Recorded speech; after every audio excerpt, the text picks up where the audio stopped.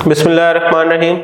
अस्सलाम वालेकुम dear students, आज की हमारी इस वीडियो में जो हमारा टॉपिक है दैट इज आर्थीरियोस्क्लेरोसिस।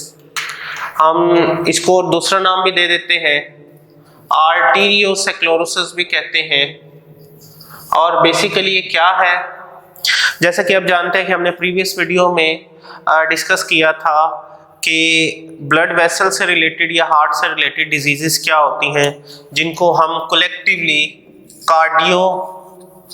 कार्डियोवैस्कुलर डिजीजेस कहते हैं। Cardio is related to heart and vascular is related to blood vessels. So basically ये एक ब्लड वेसल की डिजीज है आर्थरोस्क्लेरोसिस या आर्टीरियोस्क्लेरोसिस। इसमें क्या होता है वो हम देखते हैं। आर्थरोस्क्लेरोसिस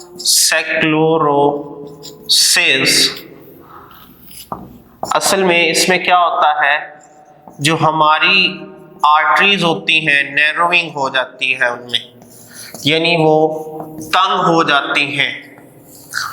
आर्टरीज ये नॉर्मल आर्टरी है और इसके अंदर ब्लड फ्लो करता है, ये इनके रास्ते तंग हो जाते हैं।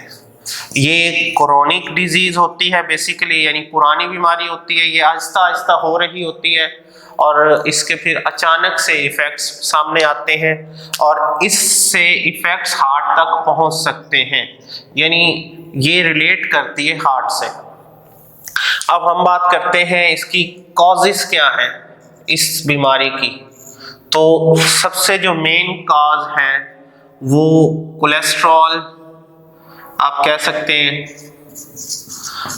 चिकनाई का खून के अंदर होना, या दूसरे मॉलिक्यूल्स जैसे फैटी एसिड्स का खून के अंदर होना, या ब्लड के क्लॉट्स का खून के अंदर मिक्स होना, ये वजह बन सकती है आर्टीरियोस्क्लेरोसिस की। अब हमने कहा है कि नैरोइंग हो जाती है ब्लड वेसल्स या आर्टरी, तो असल में कैसे आप देख सकते हैं, ये खून बह रहा होता है, ये खून के सारे सेल्स हैं जो मूव कर रहे हैं अपने अपने रास्ते पर। अब अगर खून में चिकनाई ज्यादा होगी, मैं उनको स्टार से शो कर रहा हूं, तो वो यहाँ चिपकना शुरू हो जाएंगी। यहाँ चिपकते चिपकते ये सारी जो दीवार है ये ऐसे थिक हो जाएगी। तो देखें यहाँ एरिया ज्यादा है खून के बहने का, जबकि यहाँ एरिया क्या हो गया, कम हो गया। ये अगर और तंग हो जाती है तो हम देखते ही देखते आपको सामने नजर आ रहा है कि ये एरिया और कम हो गया। तो इस तरह से ये ब्लड वेसल नैरो हो जाएंगी। जब नैरो हो जाएंगी तो फिर आगे इससे रिलेटेड प्रॉब्लम क्या होगी कि जो प्रॉपरली वर्क हो रहा था या प्रॉपरली ये जो कॉन्ट्रैक्शन होती है, सुकड़ना ब्लड वेसल का, या रिलैक्सेशन को हम दूसरा नाम क्या देते हैं, एक्सपेंशन, फैलना, वो प्रॉपर नहीं होता। ठीक है, तो उससे आगे प्रॉब्लम क्या हो सकते हैं वो हम देखते हैं। ये हमारी एक ब्लड वेसल है और हो सकता है यहाँ पर कोलेस्ट्रॉल आके ठहरना शुरू हो जाए। ठीक है, तो इस कोलेस्ट्रॉल को हम प्लेक का नाम देते हैं, प्लेक का। और अगर ये प्लेक काफी यहाँ डिपॉजिट होना शुरू हो जाए और जो डीपली ब्लड वेसल को डिस्टर्ब करना शुरू कर दे, तो फिर ये प्लेक जो है ये थ्रोम्बस कहलाएगा, थ्रोम्बस। अच्छा, अब बाज़ औक़ात ये यानी ये भी एक थ्रोम्बस कह लें आप, यहाँ भी ये थ्रोम्बस बन गया, हो सकता है यहाँ भी बन जाए और ये ब्लड बह रहा होता है। अच्छा, बाज़ औक़ात ये थ्रोम्बस अपनी जगह पर रहता है और सम टाइम ये थ्रोम्बस यहाँ से टूट जाता है, उतर जाता है और ऐसे मूव कर रहा होता है, कहीं और चला जाता है, यानी ये ब्लड वेसल है तो यहाँ भी आके लग सकता है।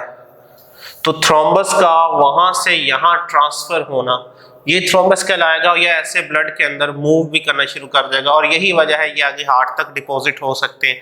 हार्ट के किसी हिस्से में जाकर ये जम सकते हैं, ये कोलेस्ट्रॉल के, ये चिकनाई के मॉलिक्यूल। तो इस थ्रोम्बस को फिर हम, इस प्लेक को थ्रोम्बस नहीं कहेंगे जो मूव कर रहा होता है, बल्कि इसके लिए हम नाम क्या देते हैं, हम एम्बोलस कहते हैं। इम्बोलाई लफ्ज़ है जिसका मतलब होता है मूवमेंट, तो इम्बोलस हम उससे कहेंगे।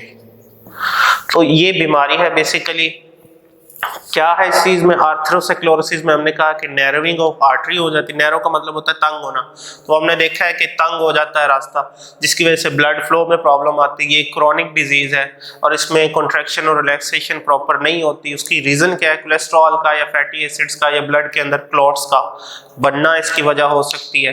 ये प्लेग पहले थ्रोम्बस कहला रहे होते हैं और जब ये अगर मूव कर दें और ब्लड के थ्रू आगे चले जाएं तो इसे हम एम्बोलस का नाम देते हैं। तो ये डिजीज है बेसिकली आर्टरीज से रिलेटेड। हम इंशाल्लाह नेक्स्ट वीडियो में जो हार्ट से रिलेटेड डिस्कस करेंगे डिजीज। तब तक के लिए अपना ख्याल रखिएगा। अल्लाह हाफिज।